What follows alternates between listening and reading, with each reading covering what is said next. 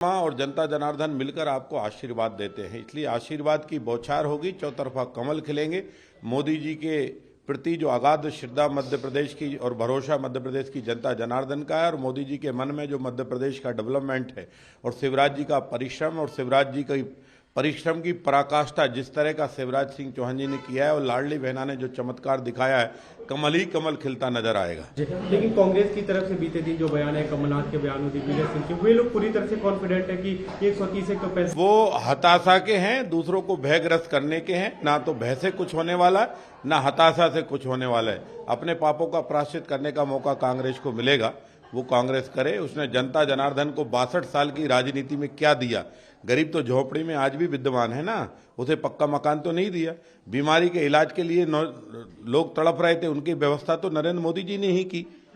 पक्के मकान तो नरेंद्र मोदी जी ने ही दिए। तीर दर्शन शिवराज सिंह चौहान जी ने ही चलाई। लाडली बहना, लाडली लक्ष्मी योजना शिवराज सिंह चौहान जी ने चलाई। तो ये सारी स्कीमें जो है ना, जो गरीब कल्याण की हैं, जो जिसकी डिमांड थी, उसके हाथ में जो हक और अधिकार मोदी जी और शिवराज जी ने दिया है, उसी के प्रताप से कमल खिल रहा है।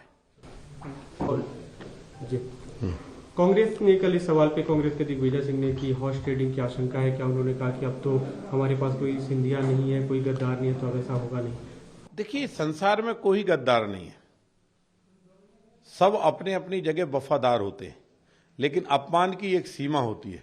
जब सत्ता में बैठा हुआ व्यक्ति मदहोश हो जाए और रावण जैसा व्यवहार करने लगे और वो हर आदमी की उपेक्षा करके विभीषण जैसे ही उसको त्याग करके लात मारने लगे, तो ऐसे सत्ता का जो दुरुपयोग करने वाले लोग हैं उनको मुंहतोड़ जवाब देना ही होता है और रामराज की कल्पना को साकार करना ही होता है।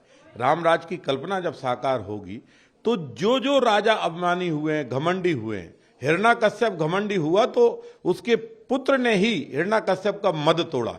तो कांग्रेस घमंडी थी, कांग्रेस बदतमीज थी और कांग्रेस अपने लोगों पर अविश्वास आज भी करती है। आज भी उसने एक एक एमएलए के पीछे एक एक प्रभारी लगा दिया। क्या मतलब है? क्या एमएलए कमजोर है? क्या एमएलए बिकता है? क्या समझ रखा है चुने हुए जनप्रतिनिधि को? दिग्विजय सिंह और कमलनाथ पाक साफ हैं, बाकी कांग्रेस में सारे वर्कर बेईमान हैं। ये जो कल्पना है दिग्विजय सिंह और कमलनाथ की, वो कल्पना अपने बेटों को स्थापित करने की है। इसका मतलब तुम कांग्रेस में जो तुम्हारे साथ काम कर रहा है उसकी तुम उपेक्षा करते हो, उसके साथ तुम बदतमीजी करते हो, उसका तुम शोषण करते हो, और जिसका शोषण और बदतमीजी और जिसके साथ दुर्व्यवहार होता है वो अपने अपमान का बदला ले सकता है। उसे लेने का लोकतंत्र में भी अधिकार है, धर्मतंत्र में भी अधिकार है। जब जब राजा अपनों का अपमान करेगा तो उसका प्रतिकार होगा। और कमलनाथ जी और दिग्विजय सिंह में जो घमंड है सत्ता का, और दिग्विजय सिंह तो खानदानी राजा मानते हैं अपने आप को, तो जो खानदानी राजा है ना, जिनको घमंड है कि वो राजा हैं, तो उनको मुंहतोड़ जवाब जनता ही देती है। आप लोग एग्जिट पोल के आंकड़ों से उत्साहित है, लेकिन कल नहीं, हम एग्जिट कमलनाथ ने कहा कि हमें कोई चिंता नहीं है, हम इसकी कोई चिंता नहीं करते, हमें कॉन्फिडेंस है, मध्य प्रदेश की जनता ने हमें।